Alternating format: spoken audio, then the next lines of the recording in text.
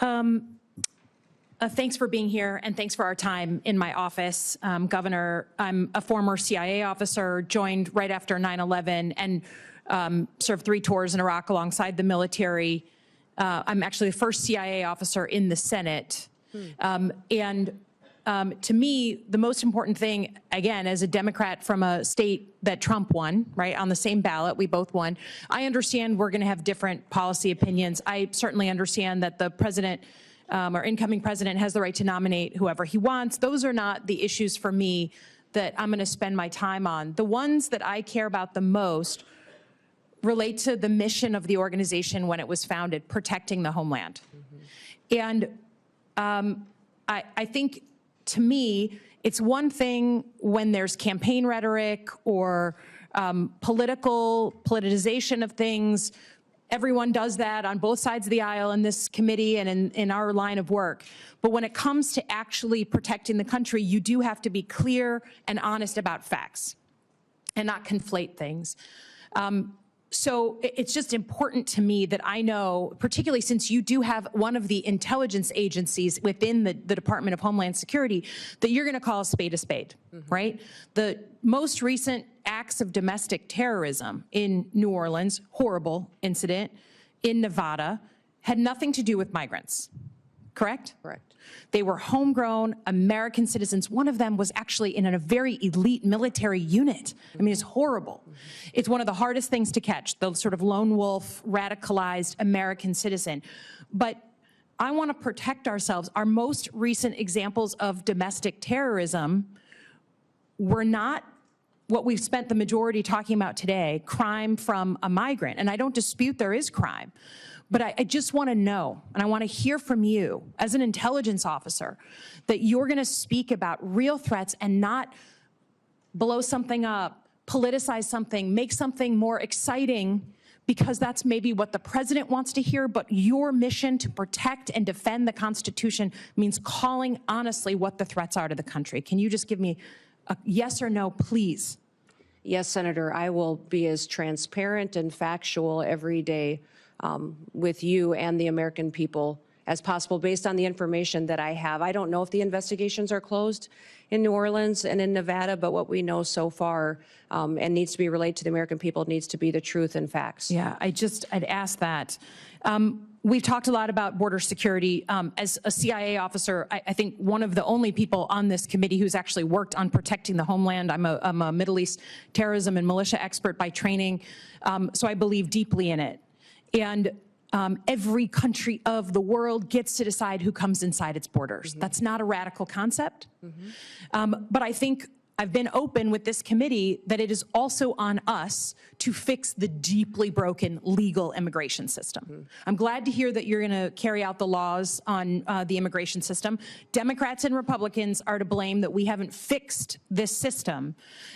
But I also believe you can't fully control the border unless you give people that we need for our companies, for our economy, a legal vetted way to come here. So do you believe in legal vetted immigration and that we need more of it in the United States? I do believe we need to follow our legal immigration laws and that it needs to be vetted. We need more resources, I believe, in some of the elements of this to ensure do you believe that our economy depends and needs some level, just like your family came from Norway and on economic, drive and wanted a better life? Immigration's always been a part of our history and will be a part of our future. We just need to make sure that we're adhering to our nation's laws, which this body has the ability to. I'm with you. Continue to change and to put in place. Again, going back to the fact that you will pledge an oath to the Constitution, not to President Trump, just like every other nominee.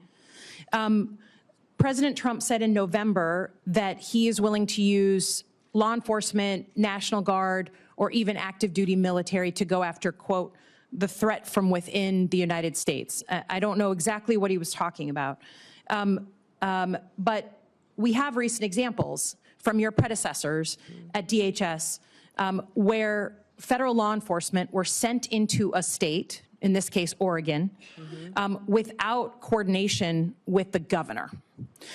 Those federal law enforcement officers at the time were putting down threats to federal buildings, and they were legitimate threats. I don't dispute there was destruction of property going on during a bunch of protests and riots. So I don't dispute that, but they weren't wearing insignia. We talked about this. They weren't wearing any markings. So people were arrested by folks in fatigues with no names, no idea who they were, like right out of a bad Hollywood movie, okay? If the president asks you to send in federal law enforcement to a state without coordination of that governor, would you support that action? You know, Senator, my job, if nominated and sworn in as Secretary of Homeland Security, is to uphold the Constitution and to uphold the rules of this country. Yes, that will be the oath and the pledge that I will be making. And my goal also is to work with you to ensure that we have situations that are always appropriate, that we are well defined. I just need to know, you're a former governor. You can imagine that if Joe Biden sent in 700 federal law enforcement under Secretary Mayorkas without coordinating with you, I think we can agree you'd be a little upset. So I just ask that you give the same respect for coordination, and that we are very sensitive. People are worried about politicizing of law enforcement and the uniformed military. That's a bad thing. I hope we can agree. Lastly, I will just say, look forward to looking at the northern border, the Gordie Howe Bridge, your help staffing that. We know you aren't, right now, across many administrations, we haven't met our staffing goals at DHS, and that's a problem, so we really want to make sure that opens on time.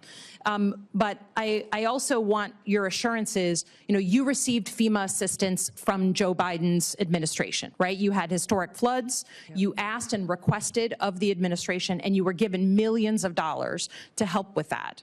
I understand you don't like Gavin Newsom, but can you say in front of the American people that you will open the books to this committee, who does have oversight over FEMA, right? That you will open the books in a bipartisan way to ensure, whether it's North Carolina or California or anywhere in between, that the American people can know that you are not playing politics with disaster assistance? Yes, Senator, I'll work with you and this committee to make sure I'm following the federal law and ensuring that you have information and transparency from us and from DHS and FEMA. Thank you. Appreciate it. Yield back. Senator Langford. Governor Noem, great to see you. Great to see you, too. Thanks for being here. Thanks for accepting this nod that the president has given you. For Brian, thanks.